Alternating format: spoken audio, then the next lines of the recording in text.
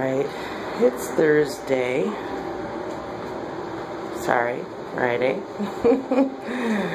At any rate, we just we had 3:45 appointment with Sophie and Powder, Pups, at any rate, we moved that appointment up to 11:30. As Powder, I talked to the vet Wednesday night about 9 o'clock. I had seen Powder have a couple contractions. Wasn't overly concerned. It was, about 24 hours after giving birth. Could have been placenta passing as scheduled. Well, this morning, I seen a couple more contractions, and I was concerned. So we moved the appointment time up. Had her x-rayed. She is carrying no further pups. The 6 was it, and we were pretty calm for that. But still, you medically need to make sure. And at any rate, I had already taken her temperature, and it wasn't elevated due to anything infection. I mean, a dog, if they had a puppy lodged one day, they're sick, but she had her puppies Tuesday. I mean, 2 days, a female dog, if that puppy's lodged, infection set up so high, that dog's gonna, they're gonna die. I mean, so if anybody out there that has pups, accidental breeding, and they don't breed professionally, and or if I guess they do breed, however they do, make sure you have your girls x-rayed. And certainly, you know what, she's laying in the heat lamp right now, that's why she's really hot, although we have central air on. That's for the puppies. But at any rate, yeah, it's important to make sure you follow up and make sure they get all the medical care they need. Understandably, if you're in a position where you can't afford that, and it's accidental breeding, and these circumstances are what they are, don't allow a dog to suffer, die, and let her suffer. If anything, worst case scenario, get it to the shelter and have them euthanized. I mean, I hate to put it so bluntly, but irresponsibility and allowing an animal to suffer and die is just unacceptable, unforgivable. So that aside, anyway, we had get baby rolling over.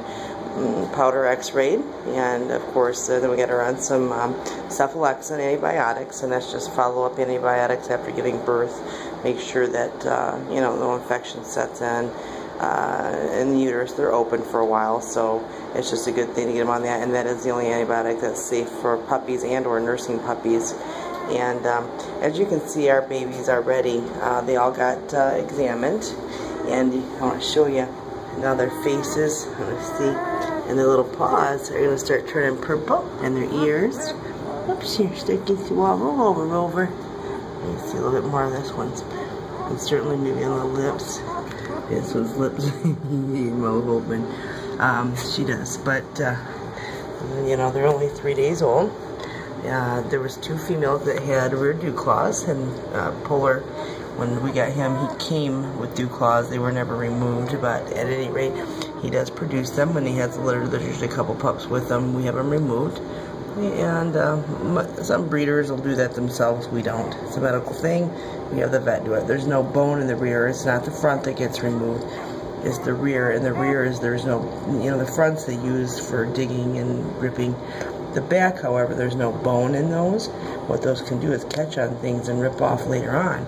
And so, it's a thing for safety in their future when they become adults and get older. That one was removed. And here's the other one. And this little girl here. You see the little, right there? That's just where it's going to dry. It's going to drop. This is our little male. And we do believe he got chilled. He had the vet examine him real good. We took his temperature. Everybody else's temperatures was normal. His was low still. So we are going to get a box. We're going to keep him right on the heating pad underneath the heat lamp. As is, he won't go into shock at this point. There's not going to be too fast of warming to get shock. His temperature's low. I'm going to be putting him on the teat every 2 hours.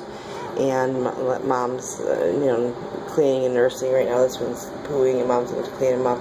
And she does, and she's doing a great job doing so. But at any rate, I'm going to be keeping him nursing, but keeping him on the pad so that, the heating pad, he can get off to the side, but underneath the light.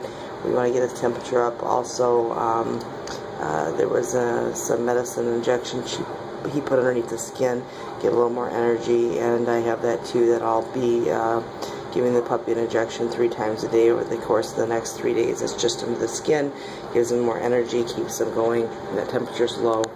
And you know, I spoke with one of the more inexperienced vets, you know, the day of or the day after. You know, I was concerned about that puppy getting chilled, and that's my best guess. We've checked the heart, everything, and on all the pups, and so we just believe in my seasoned vet that's been doing it for 40 years.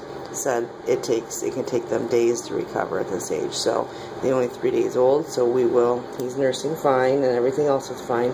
But we're going to keep him on the heat pad, and he can get off of it if he needs to, but he will be kept in the box underneath the heat lamp, so that we want to bring that core temperature up, keep it up, and that's it. So at this point, he's not out of the woods, and it's going to be taking avid care of him. I mean, we're going to be right here, not just mom nursing him. We're going to be here to ensure he gets nursing every 2 hours, but stays on that pad and gets the heat he needs. These guys, you know, they're nice and warm, but yet it's cooled in here with the air where mama can get cooled, and she can also come out into the living area where it's cool. Got the air conditioning vent shut off in here with the door open. So at any rate, just wanted to fill you in, let you know where we're at. Sophie was x-rayed, and no puppies. So at any rate, we have one girl coming into heat, and another one due to be in heat within the next 2 weeks. So our family's waiting on traditional colored pups. We'll be waiting 2 months longer than we had hoped, and I'll be in touch with them to let them know where we're at, what we're doing. Yeah, as if there's no guarantee with Mother Nature.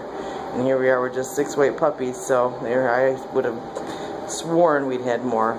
We did 2 fresh collected, fresh semen vaginal inseminations, and his Polar's mobility is at 98%, and we did them on Powder's peak progesterone days, meaning her ovulation days, the 3 days out of the 2 weeks they're in heat that they actually have eggs dropping. And I would have swore she'd have had more than 6, but there you go again. It's just Mother Nature has the last say. But at any rate, thus far all healthy. Our one little boy's temperature is a little low, and we'll be adamant about being on top of that continually.